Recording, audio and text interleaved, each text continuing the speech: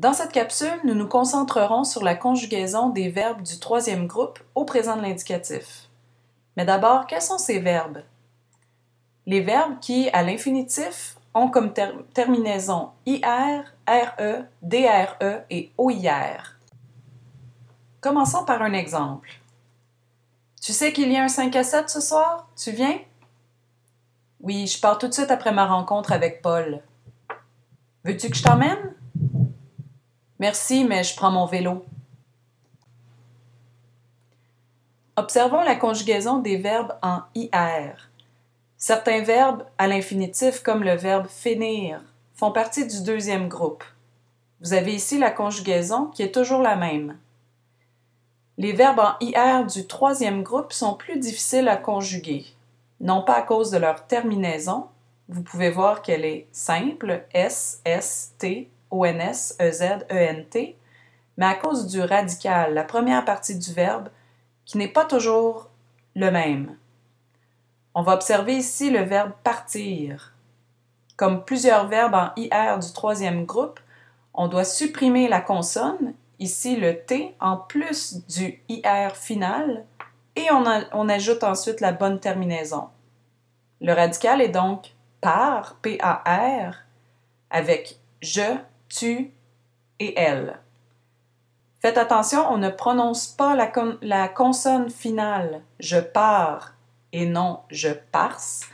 Tu pars, il part, elle part. C'est avec nous, vous et il pluriel que le radical change. Observez, nous partons. Le radical est maintenant P-A-R-T. Vous partez et ils partent. Nous allons observer les particularités des verbes venir et tenir à la prochaine diapositive. Les verbes venir et tenir ont aussi des particularités. Les terminaisons sont les mêmes, mais il ne faut pas oublier le « i » qui s'ajoute à certaines personnes. Je viens, tu viens, il vient. Nous venons et vous venez, qui s'écrivent comme à l'infinitif sans le « i ». Et elles viennent, le « i » est de retour et on double le « n ».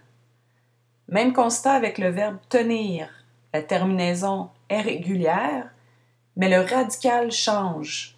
Je tiens, tu tiens, il tient, avec un « i » après le « t ».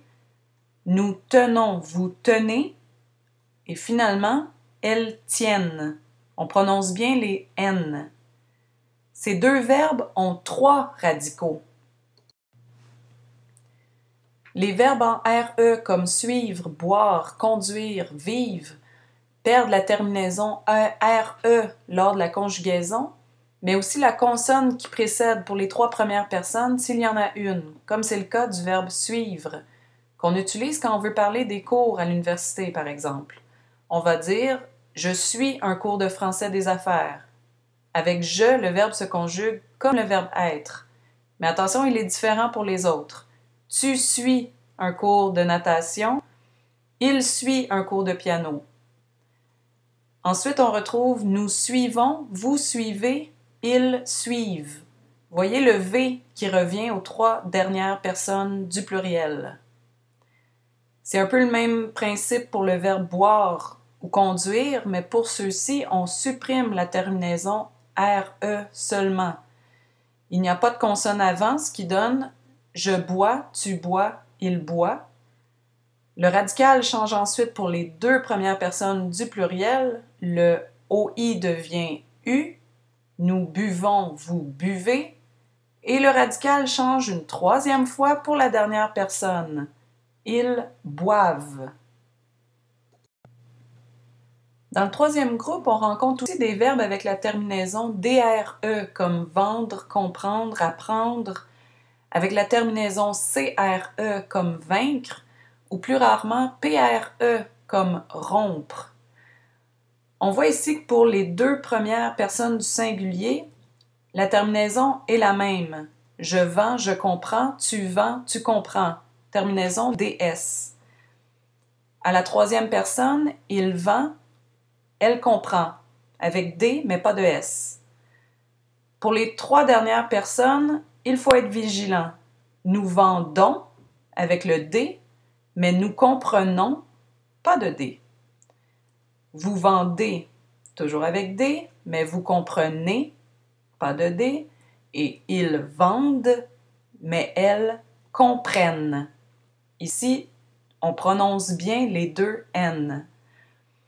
Comme vous voyez, même si à l'infinitif ces deux verbes se ressemblent, ils sont différents sur plusieurs points. Dans les verbes du troisième groupe, il y a aussi ceux qui ont la terminaison OIR à l'infinitif, comme les verbes savoir, pouvoir et vouloir. Ces verbes ne se conjuguent toutefois pas de la même façon. Le verbe savoir est plus régulier quand on regarde la terminaison, mais on doit faire attention au radical, encore une fois. Les trois premières personnes du singulier ont un radical différent du verbe à l'infinitif.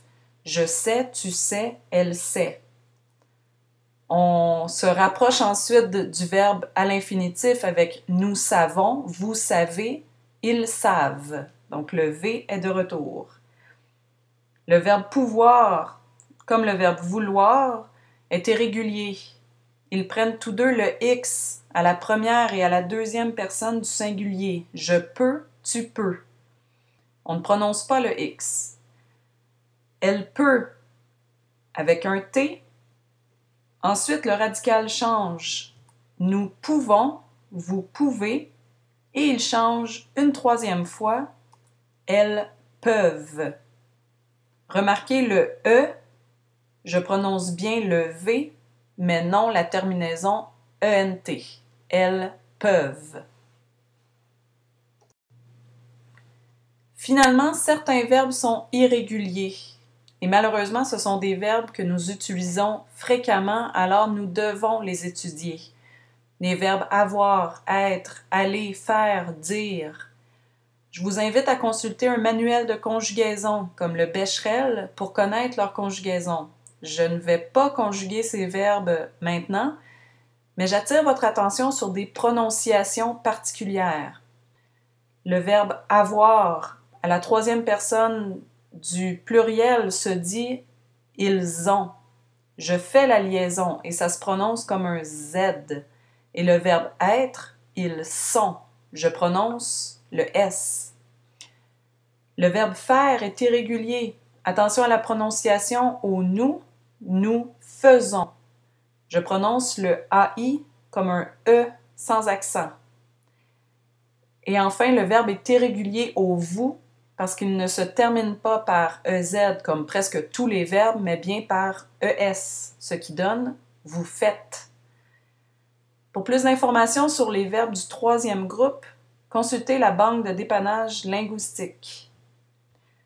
Voilà donc qui fait un tour d'horizon de la conjugaison des verbes du troisième groupe au présent de l'indicatif.